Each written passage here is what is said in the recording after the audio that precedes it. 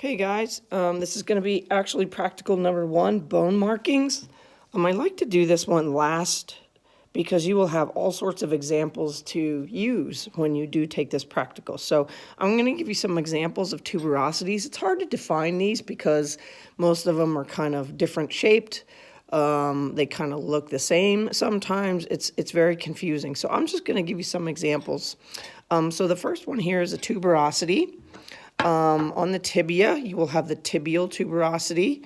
On the radius, and I don't have a radius here, there's a radial tuberosity. So it's kind of like a round, lumpy, not really round, but rough and round. It's a larger kind of bump. A crest, we've had several crests. We have the tibial crest. We haven't gotten to the coxal bones yet. I haven't done that with you yet, but this would be the coxal bone. And up here at the top, this whole area here, running along the top of the coxal bone, that would be the iliac crest. The next thing would be a trochanter, and we have 2 of those on the femur. One is the greater trochanter, one is the lesser trochanter. Then we have something as simple as a line. You can find lines anywhere. There's a line here.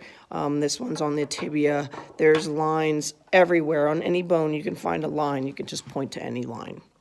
Tubercles, we had a couple tubercles. 2 of them are on the proximal epiphysis of the humerus. This is a greater tubercle. This is lesser tubercle. Okay. There's also one on the femur, on the distal end of the femur, on the medial side. This would be the medial side here, where the head of the femur is. So this little round bump here would be adductor tubercle. So you could use that as a tubercle as well. An epicondyle, we did epicondyles with the humerus. This is an epicondyle. This is an epicondyle. We also have them on the femur. This is an epicondyle, and this is an epicondyle.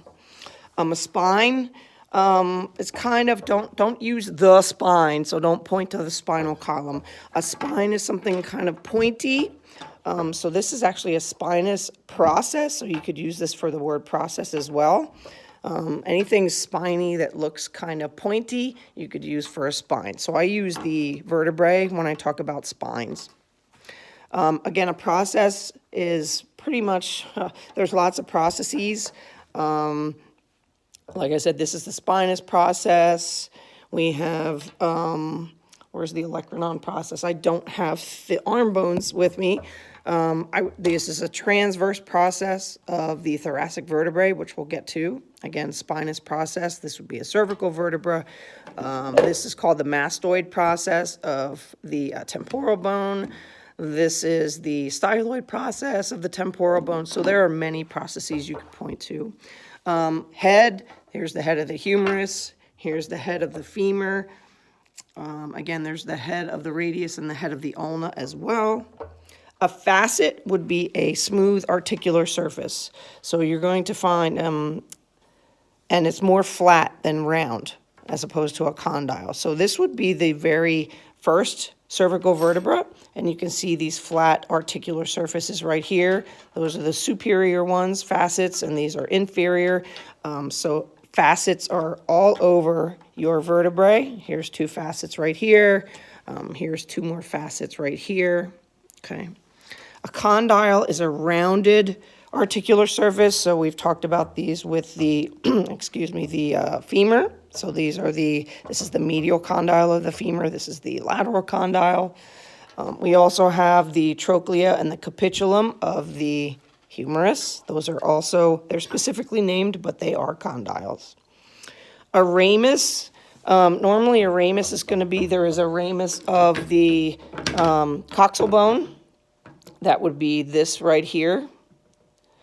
And there's also a ramus on the jaw. This would be the ramus of the mandible. Okay. A meatus is a hole or a canal. Excuse me, it's a canal. So the best example would be the external, the external auditory meatus. This is your ear hole in your skull. Okay. That's pretty much the only one that I would want you to know. There's other ones, but that's a good one. A sinus is a space, so obviously you guys know where your sinuses are. So if you look at the top of the skull, if you've ever had sinus pressure, it's been in the front of, most of the time it's in the front of your head. This would be the frontal sinuses, so I would use this for my bone marking on sinuses. A fossa or a fossa is kind of a divot. We have several of those. On the distal end of the humerus, we have the coronoid fossa. And then on the posterior side, on the distal end, we have the olecranon fossa. On the femur, we have the intercondylar fossa.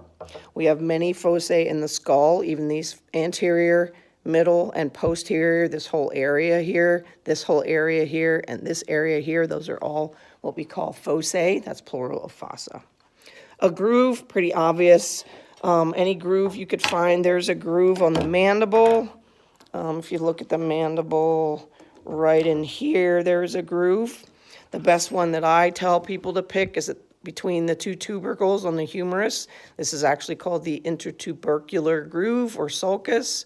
So right in between the greater and the lesser tubercles, there is a groove. You can use that. A fissure is kind of a slit. The only fissures that we have on our skeletons, for these skeletons, are inside the eyes. You'll see these slits. Those are fissures, okay? A foramen is a hole. So anywhere you find a hole, this is the vertebral foramen. This is the transverse foramen of the atlas. This is a foramen. Any hole you see in the top of the skull, these are all specifically named foramen. You don't need to know these, but you could point to any one of these. Finally, we have alveolus. An alveolus is where your teeth sockets are, or tooth sockets. So anywhere a tooth would enter the jaw, the mandible, or the maxilla, which is the upper jaw, that would be an alveolus. That's a space. Okay, so those bone markings, that is practical number 1 for regular anatomy, and this will be practical number 7 for honors anatomy.